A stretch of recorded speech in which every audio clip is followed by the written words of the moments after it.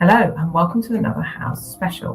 One of the things we believe very strongly in at House and at the Property Marketing Strategists is that the people living, studying and renting in our community should be at the centre of the conversation. We spend a lot of time talking about customers, residents and students, but we don't always hear them enough at conferences. That's why whenever we have the opportunity at live events, we like to bring residents onto the stage to share their experiences, opinions and ideas. It gives us all the chance to move beyond assumptions and hear firsthand what really matters to the people our sector is here to serve. The episode that you're about to hear was recorded live at UKREiiF in May 2026, where we were joined by a fantastic resident panel for an open and honest discussion about what makes a great place to live, what the sector gets right, where it can improve, and what the future of shared living should look like through the eyes of those experiencing it every day. These articulate individuals all live in different types of rented shared living with different motivations, lifestyles and locations. I know that you will enjoy listening.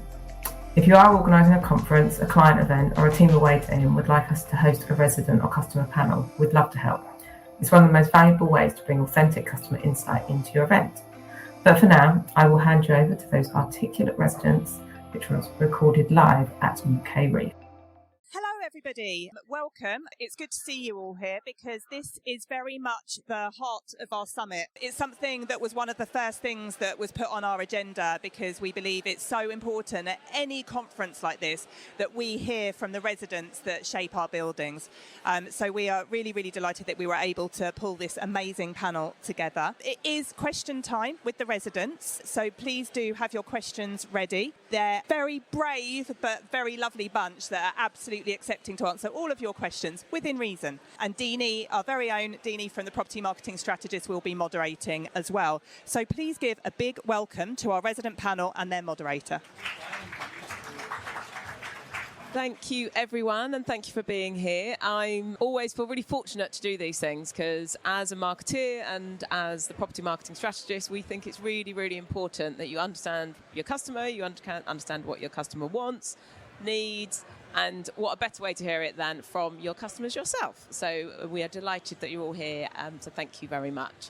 Now, as Sarah said, this is question time, so we do want you to put your questions to the audience, to the panel. But I'm going to quickly ask them all to introduce themselves, say kind of where they're currently living, and maybe some of their experiences pre that of where you've lived, and a little bit about kind of your current experiences and likes. So, Noah, should we start with you? Yeah, absolutely. So, hi everyone. I'm Noah Taiwo. I am currently living in a co-living development in Manchester. I've lived in purpose-built student accommodation in the past, HMOs.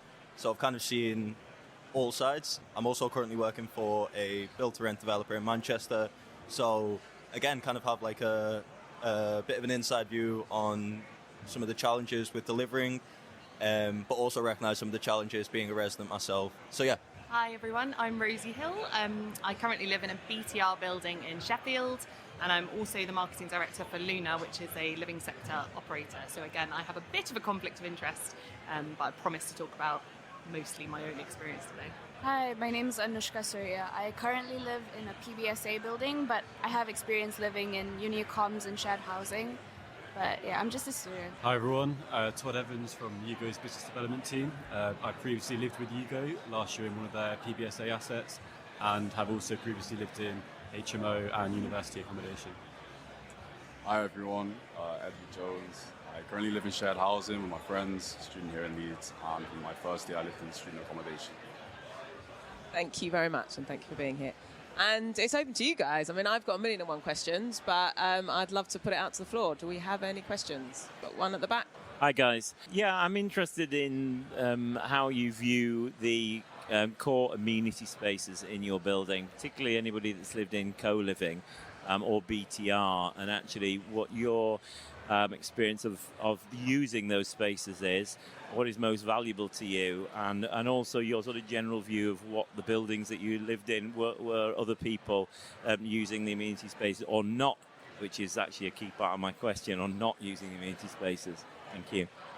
Let's go first. Happy to jump in on that. What I would say is, so living in a co-living building at the moment with amenity space, it's actually quite interesting. The building I live in charges extra to access the amenity space, so to access the gym, the co-working, even down to laundry, which for me is a huge challenge because co-living is kind of marketed and branded as building communities and bringing people together. And I think when you put a price wall in front of amenity and strip your building back down to essentially a room, it's really challenging. And I think fundamentally takes away from what the offering is.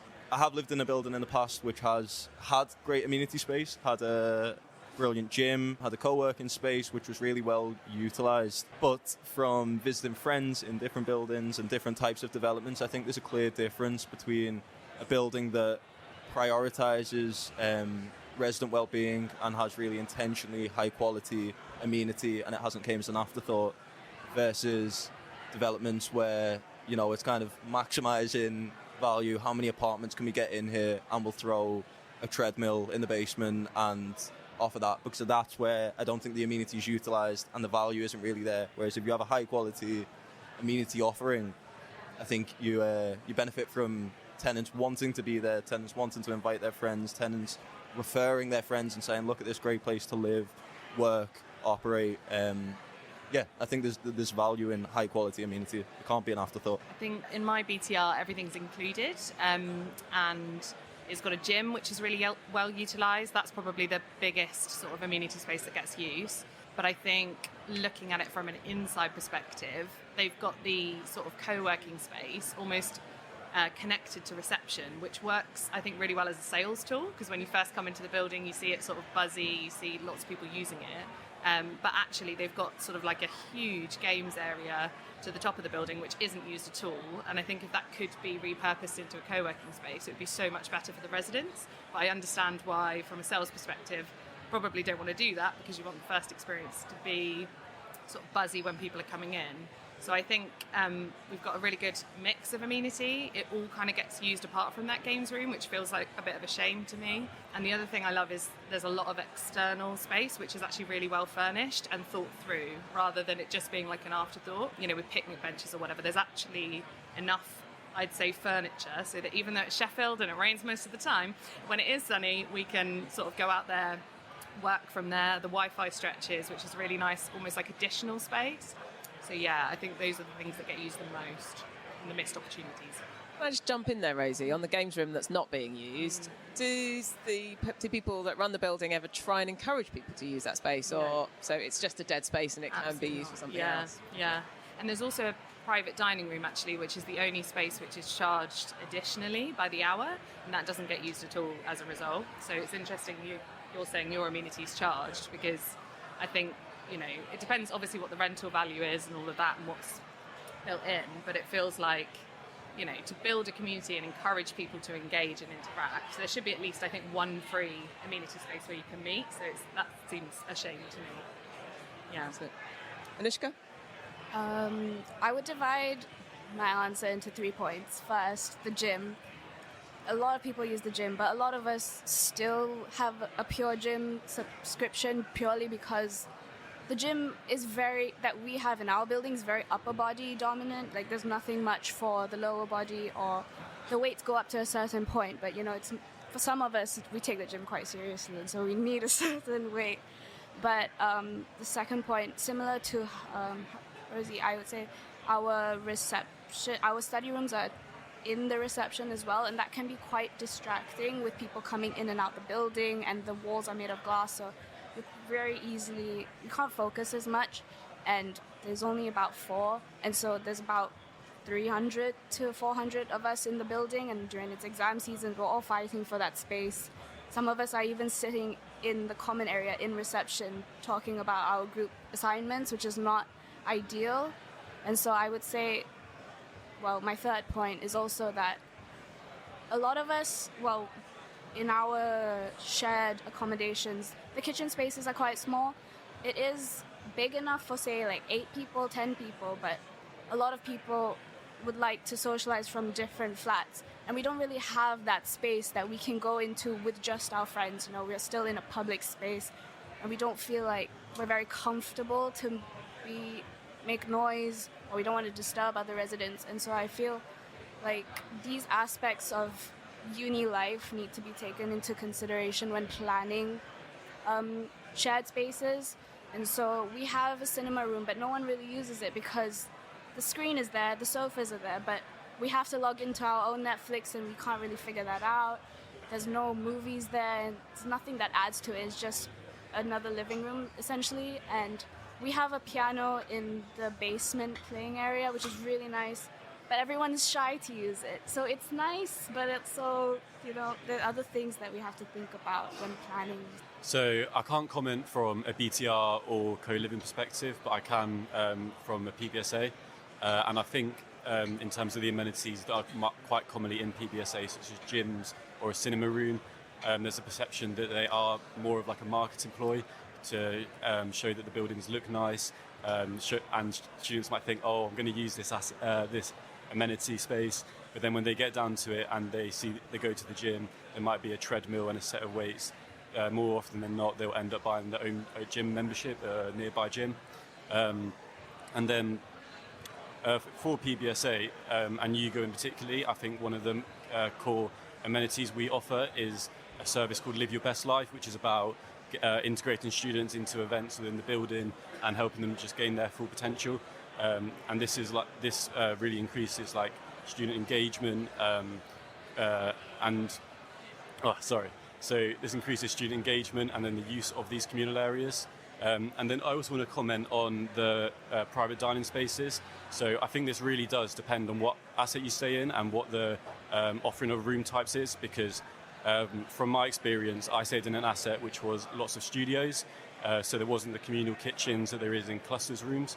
And the private dining room was literally used every day. It was on my floor, always people in there, always like group activities, people coming together and cooking. So I really do think amenities do depend on what demographics you have in the building and also the room types as well.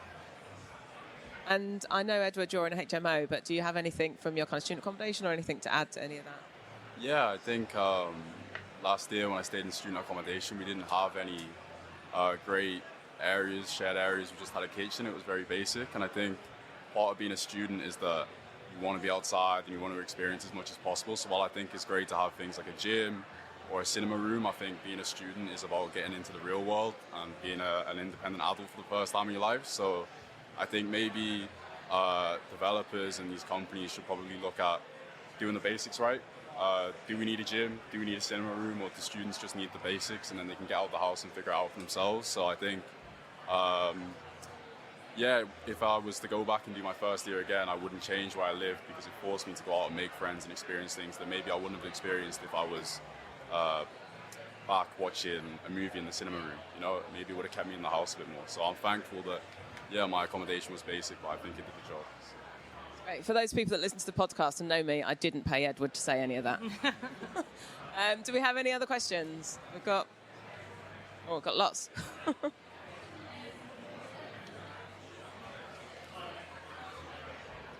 Hi. My question is, I just wanted to understand what do the accommodations provide that are different to other accommodations?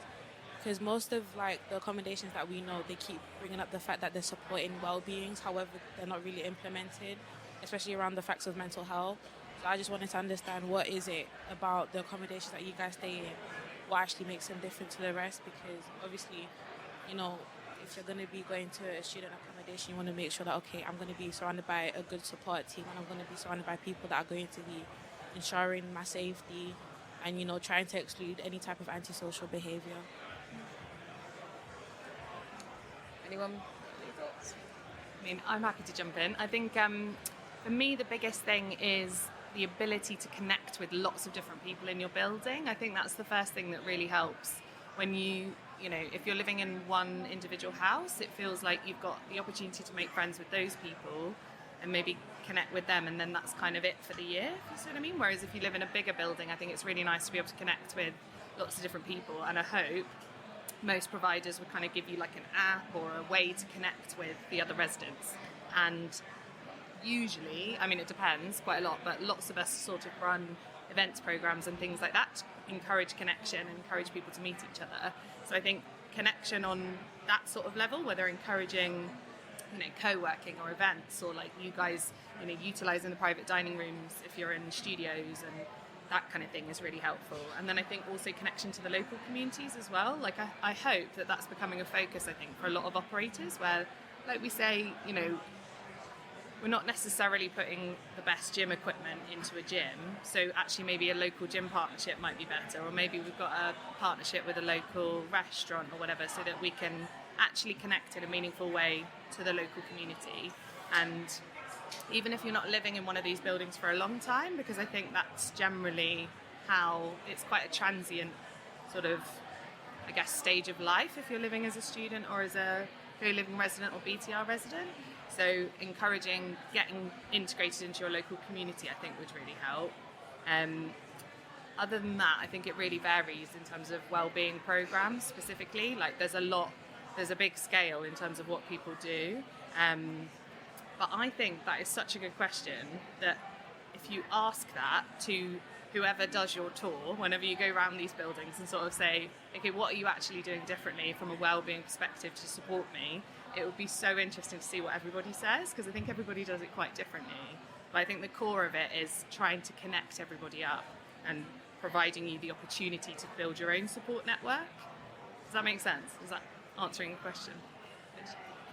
Anyone anything to add on anything that they've seen? Can I would a lot that, but also while you're on the tour, observe how the person is interacting with other students, if at all, because there's a disconnect between management and the people actually living in their building. No one really knows what's going on in their students' lives, and I think that's why I really love my building, because the general managers, the receptionists, everyone is willing to speak to you. Even the people that come and clean my rooms, like I know, oh, she's going on holiday next week, so I won't be seeing her. Someone else will be coming soon, and she'll come back and tell me about her kids. It's something very rare. It's not something that I've seen in any other building.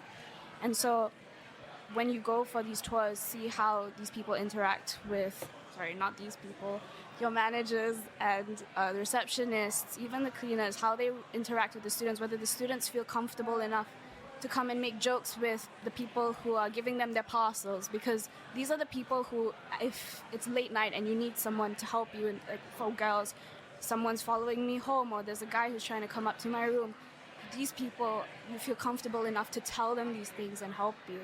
And with my building as well, it really translates through their genuine care and joy for what they do. They genuinely want the students to feel like they have a home away from home. And so with each event, I see them trying their best to say, come, we're having an event at 4 p.m., you might be busy, but take a bit of your time, meet the new friend. Or even if I'm passing through the reception, they'll be like, oh, have you met so-and-so? You guys have a lot in common. And so I think not only asking around about individuals' experiences in the building, but also just observing how these people, because you can ask them and they'll say, oh, we do this and we do that, and we love our students, but do they actually? Does it show through their actions?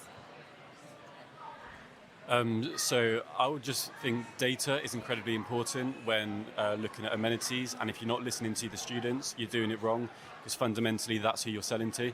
And at UGO, there's regular questionnaires sent out across all the assets, and there'll be questions about how you're doing with your mental well-being, your opinion on UGO, what you'd like to see or introduce, perhaps changed.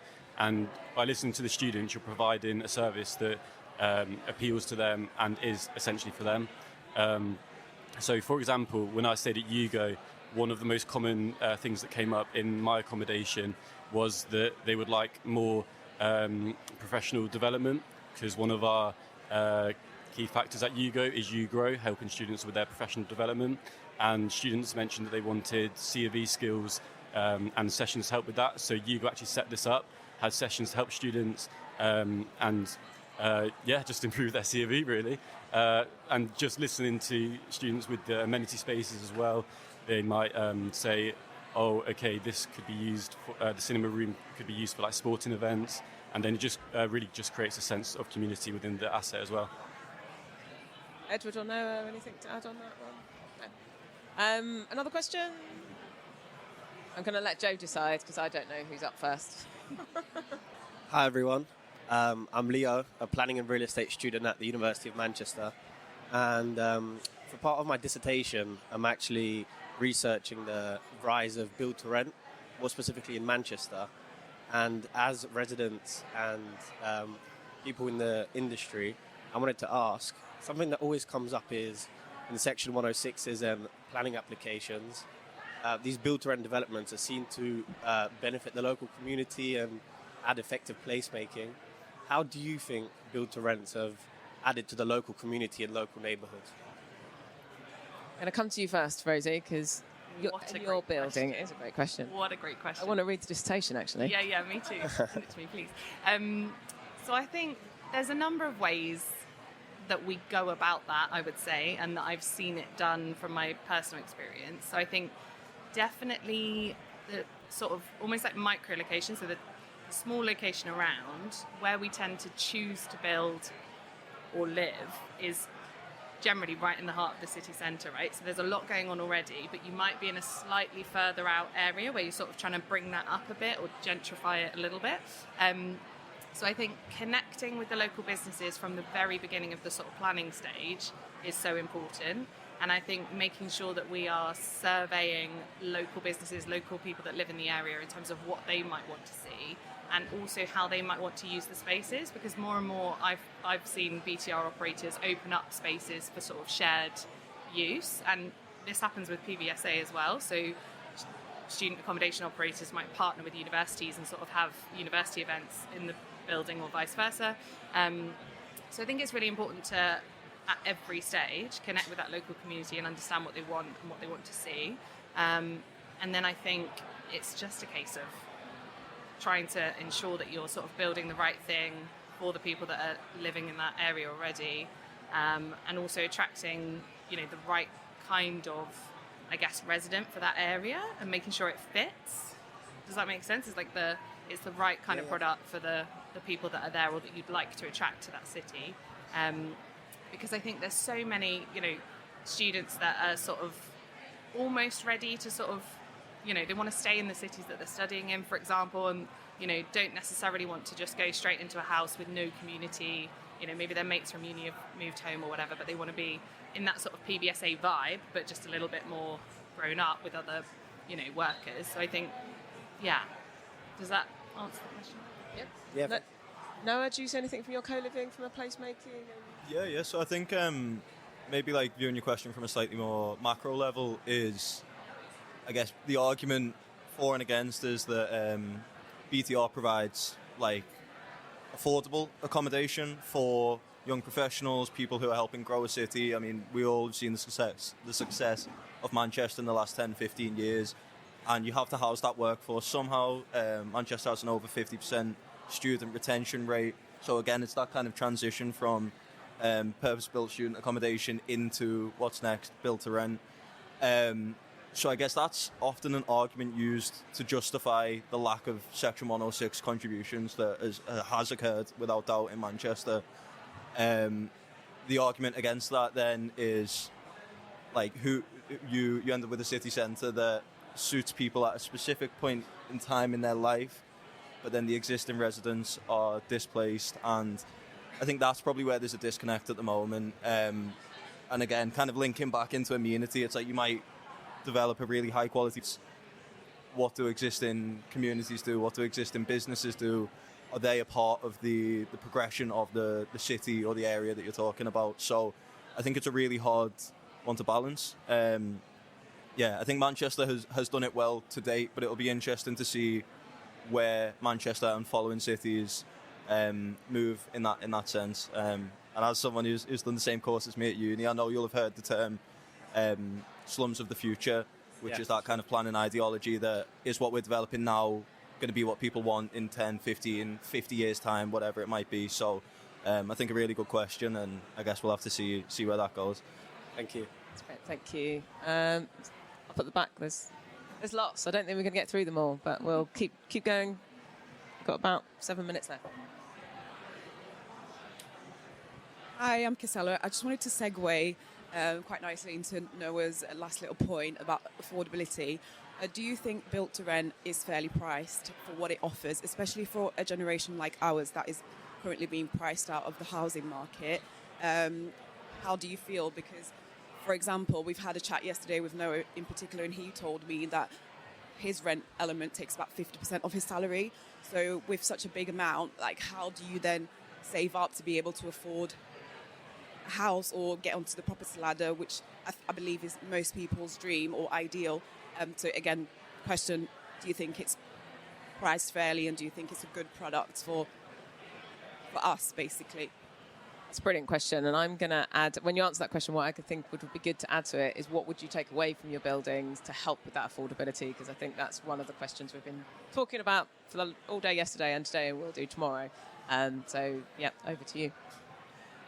I can talk. Go, Edward. Yeah.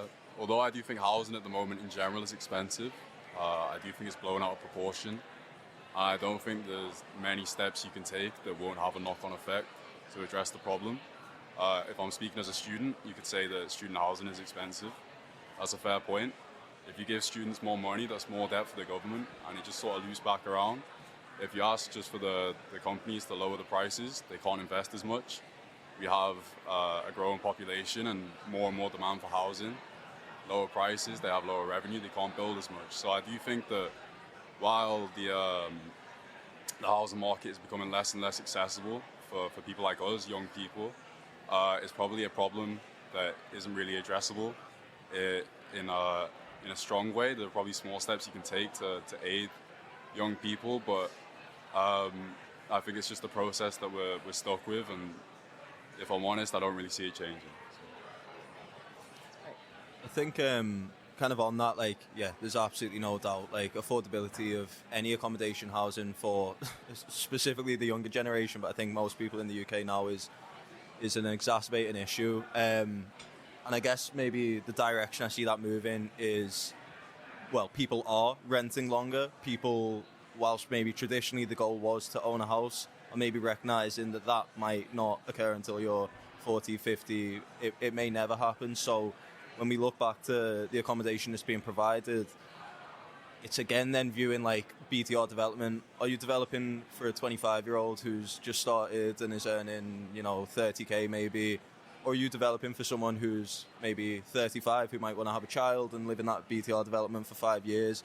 I think that's the interesting point, and maybe where I think developers and development needs to catch up is recognising that people are going to be in these developments for a much longer period of time, and therefore going back to amenity and all that type of thing, it's not a transient spot. It's not somewhere that someone just passes through for a year. In reality, some of these developments might be where people are for 5, 6, 7 years. Yeah.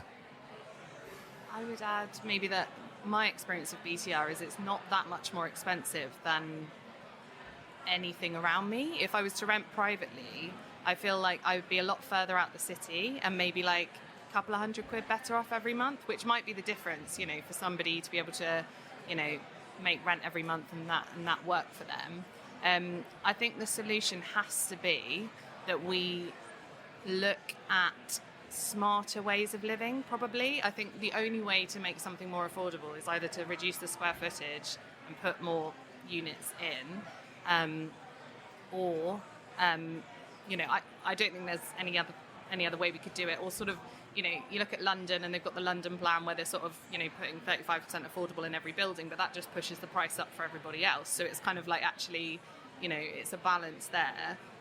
So I think there are smarter ways to build, which I think as developers we're always looking at. But I think it comes down to value. So my experience is I really wanted flexibility. So I wanted to be able to move. I literally moved within a week into my BTR building. I decided I was moving and moved in. And I wouldn't be able to do that in a private residence. So I think that's important.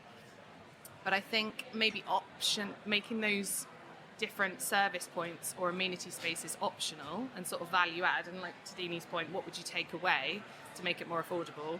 I've never used the games room, so that's a massive space that could just go and, that would make it more affordable. But I've also got a lot of sort of add-ons that could maybe be optional in other buildings as well. So, for example, the service level you want, do you want to be able to collect your parcel at 12 o'clock at night, or actually are you okay to sacrifice that to only collect your parcels between 9 to 5, because then we don't need to staff the buildings 24/7. So there's quite a few different levers we could pull. And I think you're right, Dini. It's like, what would we as residents sacrifice to make it cheaper. And I think maybe we need to look at scaling that so each resident has optional add-ons within their rent package. But we'd have to get really smart from a tech perspective, from a management perspective to be able to do that. And I think technology, the introduction of AI, that will all help that, and we'll be able to get much more custom options. So hopefully we'll start seeing different solutions moving forward. Cool. I think, either of you got anything burning to add? Go on, Anushka. I would say there's a very observable shift from a focus towards international students, because this is the demographic that can afford what's being offered right now, and most new developments are offering luxury student accommodations with a Pilates room and a private dining and this and that. But for the local students who are opting to stay home because it's cheaper, they don't need the TV in their room, they don't need the cleaners, they just need a room, basically. And so right now, I would say in Leeds specifically, we're being I'm an international student, so I can say this, but there's so many international students, but there's nothing that really caters towards the locals who are on student loans, and their student loans can't, they won't be able to afford food if they pay the rent that's being offered right now. And so really and truly, it is who are you trying to target, and what? I mean, an 18-year-old doesn't need a cleaner and dishwasher, TV in their room, and all these things, So yeah, I was just thinking about those things. That's great. Am I allowed one more question? Sarah said yes. We're allowed one more question. Do you want to? No. Hi there. I'm Mitch. I actually work for onthemarket.com, the property portal. You guys are all of a younger demographic. How could BTR operators, co-living operators, market their properties better? Because we're missing some synergy across the market in how we actually advertise new developments. Are there any 3 key points that you would say could have been marketed better to actually get you guys more engaged? I think, I can maybe give you one, maybe not all 3, but I think social media is incredibly powerful these days. Looking at the room, I'm sure lots of people here have TikTok and scroll through it, and we all love a little kind of day in the life, or what does your actual lived experience look like? We've all looked at accommodation before, and you see fancy photos, but it's hard to actually imagine yourself living there. So I think once residents are in, or you can kind of do that, a day in the life living in this flat. Here's my dishwasher. Here's me nipping down to the gym, and that's actually it's a 3-minute journey from my flat to my gym. And here's the local shop. So that almost like storytelling. I want to view a flat and understand what my life would look like living in that flat. I don't necessarily want to see a fancy show flat with the premium furniture and the XYZ. It's that connection, especially when you're targeting young people. That's what we want to see. We want to imagine our lives there. I think it's back to basics for me. I think we have all forgotten that we need to explain what the product is. We talk so much in acronyms, we talk so much in benefits, that we've kind of got lost to the point of most of the time these locations are exceptional, or should be exceptional if we're building there. So it's kind of those back to basic elements, and this is what's included in the flat, and this is what is your super fast Wi-Fi. Super fast doesn't mean anything to anyone, so actually what is that speed, because the customer base that we're targeting wants to know that. And I think to go back to the first question we had on well-being, it's so interesting that people don't know what we mean when we're we've got a well-being program. It's great, but what is that? What does that actually mean? So I think it's back to basics, but it's also being really specific about what we are actually offering as a value add for me. So for me personally, I go into my final year of university next year, and without having worked in PBSA, I wouldn't have been aware of what co-living is. And I think for final year students, because the job market's becoming so competitive, students are moving to new cities, places they're not familiar with. So I think there's a real opportunity to go to final year students and say this is the next natural step, a good opportunity to meet people, so you're not living on your own in a new city. So I think that's a really good opportunity for co-living to market towards. I agree with Noah. I think social media is such a powerful tool, but I think it's all about perception. If you go onto TikTok and post just an overview of a flat and you go through room by room and description, you're going to lose every viewer in a few seconds because no one's interested in that. They will just scroll and watch a match review or something else that's more engaging. But like Noah said, if you look at a day in the life, and this is the gym, and 9:30 I wake up and I cook my toast and I go downstairs and do this and do that, people will watch that because it's not forced, and it's all about how the market perceives the content you push at them. We're young people, we don't want serious things. I think this generation is quite clear on that. It's a lot more relaxed and we're doing things a lot differently. Even if you look at the workplace, and the dress code is shifting from what was very formal suits to express yourself now. So it's a very transitional stage, and this generation is quite clearly showing that. So pushing content that will be perceived as fun and engaging and not boring and something someone will scroll past, I think is key for success.